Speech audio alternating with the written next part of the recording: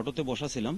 থাকার পরে 30 থেকে 35টা মোটরসাইকেল এবং সবাই আসলো ওই চিলাহাটির ওই দিক থেকে আসলো এবং টেলিফোন করে চিল্লাতে আসলো, আসে গাড়িগুলো ওই কাপড়ের দোকানের সামনে সাইড করলো, করার পরে একজন করে নামলো এবং হাতে যে কি ছিল ওটা আমার সঠিক মনে নেই, কিন্তু তার 2 থেকে 3 মিনিটের পরে একটা প্রাইভেট কার, একটা সাদা নোয়া গাড়ি আসলো। আসার পর থেকে ওইখান থেকে টেলিফোন মার্কার প্রার্থী ফারহানা সুমি আক্তার নামলো। নামার পরলে ওই যে মিছিল দিচ্ছে টেলিফোন আর সুমি বলতেছে ধরো, এই কথা বলার সাথে সাথেই শুরু হয়ে গেল ইটের ঢেল। এবং আমি এবার তাকাই দেখতেছি, পিছন করে তাকাই দেখতেছি সব লাঠি হাতে উঁচু হয়ে গেল।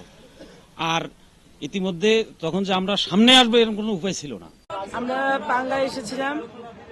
পাঙ্গার যে প্রার্থী আজকে তারা প্রিপারেশন নিয়ে রেখেছিল যে হামলা করবে এবং হেলমেট পরে লাঠি সোটা নিয়ে আমাদের উপরে হামলা করে, আমাদের কয়েকটি ছেলেকে খুবই আঘাত করে, কয়েকজনের মাথা ফাটিয়ে দিয়েছে, ইভেন আমাকেও তারা হামলা করার চেষ্টা করে। এখন গাড়ি ভাঙচুর করেছে, 3-4টা মোটরসাইকেল ভাঙচুর করেছে, 15-20টা মোটরসাইকেল ভাঙচুর করেছে, 15-20টা মোটরসাইকেল ভাঙচুর করেছে।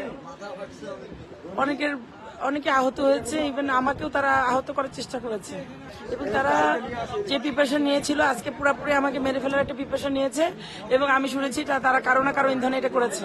এখানকার রাজনৈতিক যারা তাদের ইন্ধনে তারা করেছে এবং অনেকে বলছেন যে এমপি সাহেবের ইন্ধনে তারা করেছে। এলাকার লোককে বার্তা দেওয়ার জন্য আমাদের একটা মিটিং ছিল, এখানে একটা পথসভা ছিল। সেই পথসভা আমরা পুলিশকে অবহিত করেছিলাম, পুলিশকে অবহিত করে পারমিশন নিয়েছিলাম আমরা। এবং সেটা আমাদের চলাকালীন অবস্থায় আমি যখন বক্তব্য শুরু করি সেই সময় আমি জানতে পারি যে আমার যে নির্বাচনী অফিস, এটা আমার কেন্দ্রীয় নির্বাচনী অফিস, সেখানে সুমির লোকজন এসে, মানে টেলিফোন মার্কার লোকজন এসে স্থানীয় কিছু লোকজনের সহায়তায় আমার অফিসে ভাঙচুর করে, অগ্নিসংযোগ করে এবং আমার ছেলেপেদের মারধর করে, তার লাঠি ছড়া নিয়ে আসে এবং ইট পাটকেল দিয়ে তারা ইট ছুঁড়ে আমার অফিসে অনেক ক্ষতি করে। এতে অনেকে আহত হয়েছে, তারা মেডিকেলে ভর্তি হয়েছে।